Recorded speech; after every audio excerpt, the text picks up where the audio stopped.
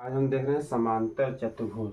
इसका डेफिनेशन क्या होता है कि यदि किसी चतुर्भुज के विपरीत भुजाओं के युग्म बराबर व समांतर हो तो उस चतुर्भुज को समांतर चतुर्भुज कहते हैं। मतलब यदि किसी चतुर्भुज के विपरीत भुजाएं के युग्म बराबर व समांतर हो तो चतुर्भुज को समांतर चतुर्भुज कहते हैं।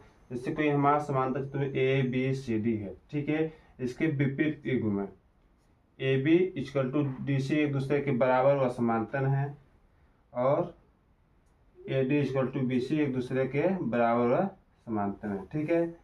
तो यहाँ पर हम देखेंगे जो इससे विकर्ण बनने वाले हैं, विकर्ण ए सी और विकर्ण बी डी, विकर्ण डी वन डी टू। तो हमारा फर्स्ट प्रॉपर्टी क्या होगा कि हमारा डी वन और डी टू जो विकर्ण है, D one not equal to D two, मतलब कि समांतर चतुर्भुज के विकर्ण एक दूसरे के बराबर नहीं होते हैं। और यहाँ पर बनने वाला कोण, ठीक है, यहाँ पर बनने वाला कोण प्रतिकोण 90 डिग्री नहीं होता है। कितने डिग्री नहीं होता है? 90 डिग्री नहीं होता है। तो नॉट इक्वल टू 90 डिग्री। दूसरा प्रॉपर्टी क्या है, ठीक है, इसमें लिखा है कि ए डी, भुजा ए डी बराबर है भुजा बी सी के और एवं भुजा ए बी बराबर है सी डी के, ठीक है। और इसकी हम बात कर रहे हैं कि कोई हमारा समांतर चतुर्भुज है और इस समांतर चतुर्भुज के सम्मुख भुजाएं यानी आमने सामने भुजाएं, इसके सामने ए आमने सामने भुजाएं हैं, तो आमने सामने की भुजाओं का योग कितना होता है? 180 डिग्री। मतलब कि यहाँ पर हम कोण ले लेते हैं कि कोण ए धन कोण डी इक्वल टू 180 डिग्री, ठीक है। सामने की कोण, सम्मुख कोण एक दूसरे के बराबर होते हैं, या कोण सी इक्वल टू कोण बी। और हम जब बात करते हैं विपरीत कोण, जैसे कि यहाँ कोण डी का विपरीत कोण कोण बी है, कोण ए का विपरीत कोण कोण सी है, तो हमारा चौथा प्रॉपर्टी क्या हो जाएगा कि कोण ए बराबर कोण सी या कोण बी बराबर कोण डी, ठीक है।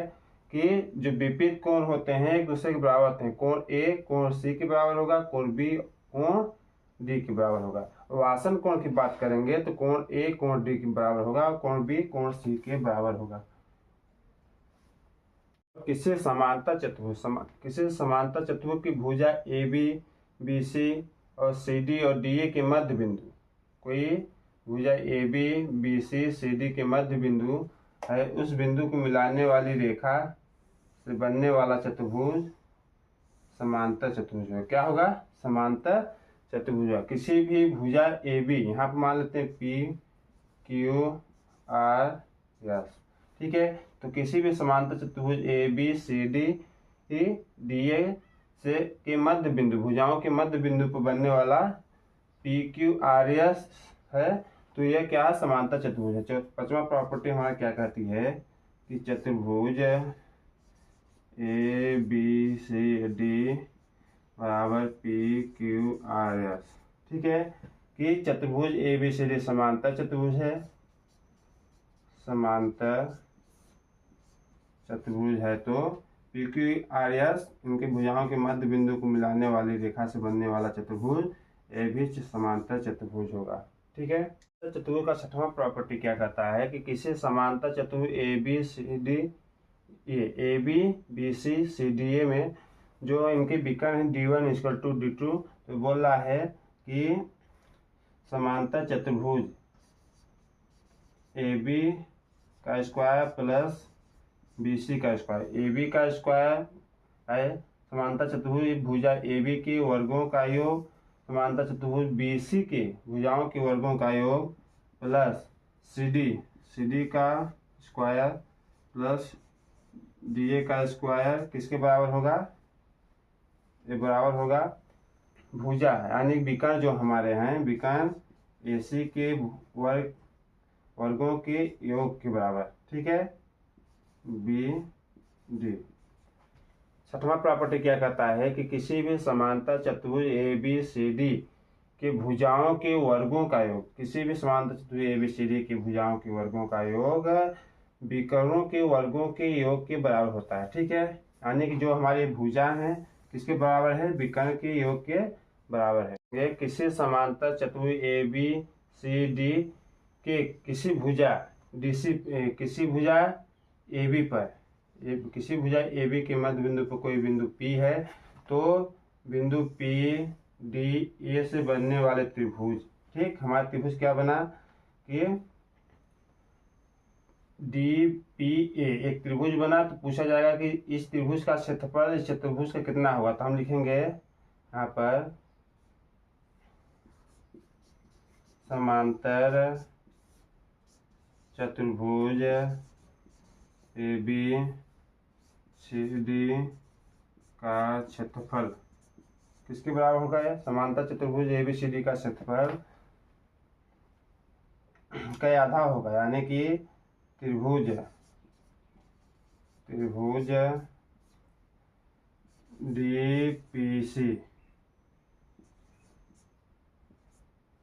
DPC का क्षेत्रफल का दोगुना होगा। ठीक है, यहाँ पर क्या लिखा है, जो हमारा समांतर चतुर्भुज है, अगर हम पूछा जाए कि समांतर चतुर्भुज किसी एक भुजा P पर से P और DC को मिलाने कोई त्रिभुज बनता है, तो इस त्रिभुज का हमको इस त्रिभुज का क्षेत्रफल निकालना होगा। तो इस त्रिभुज का क्षेत्रफल निकालने के लिए क्या करना होगा, समांतर चतुर्भुज ABCD के क्षेत्रफल का आधा करना होगा। ठीक है, अगर बोल दिया जाए, इसका उल्टा बोल दिया जाए कि किसी भी समांतर चतुर्भुज के किसी बिंदु P पर कोई एक भुजा AB पर कोई बिंदु P है, तो इस बिंदु P से DC से बनने वाला त्रिभुज का क्षेत्रफल चतुर्भुज के क्षेत्रफल के कितने बराबर होगा, तो आधे के बराबर होगा। ठीक है, या हम बोल सकते हैं यहाँ पर हम दोगुना करते हैं। ठीक है, समांतर चतुर्भुज ABCD का क्षेत्रफल त्रिभुज DPC का क्षेत्रफल इंटू 2 तब इक्वल में होगा। जो हमारा त्रिभुज का क्षेत्रफल है उसका हम दोगुना करेंगे तो चतुर्भुज के आएगा। ठीक है, या तो हम ऐसे कर सकते हैं इसको कि त्रिभुज DPC का क्षेत्रफल, ठीक है, क्षेत्रफल समांतर चतुर्भुज ABCD के क्षेत्रफल का आधा। ठीक है, समांतर चतुर्भुज ABCD के क्षेत्रफल का आधा जो हमारा त्रिभुज का क्षेत्रफल होगा वो होगा। अब देखेंगे कि हमारा जो प्रॉपर्टी है, ठीक है, कौन सा प्रॉपर्टी है, 8वां प्रॉपर्टी है।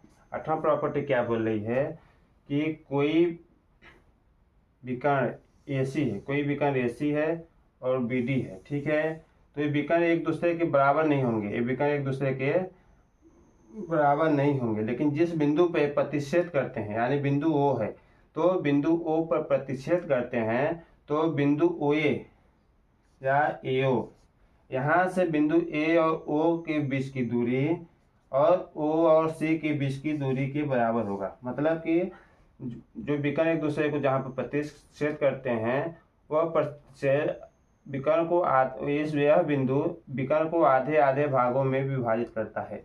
जैसे यहाँ पर है एवं DO बराबर, DO किसके बराबर होगा, OB की, किसके बराबर, OB की। ठीक है, यानी कि समांतर चतुर्भुज में जो विकर्ण एक दूसरे को बिंदु P पर प्रतिच्छेद करते हैं तो विकर्ण एक दूसरे आधे आधे भागों में विभाजित हो जाता है। ठीक है, यानी जो जितना मान इधर होगा, अगर इधर का मान अगर हम 4 माने तो यहाँ पर भी इसका मान 4 होगा। इसकी लंबाई का 4 सेंटीमीटर है या 5 सेंटीमीटर है तो इसकी भी लंबाई 5 सेंटीमीटर होगी। ठीक है, अगला प्रॉपर्टी हम देखते हैं 9 नंबर।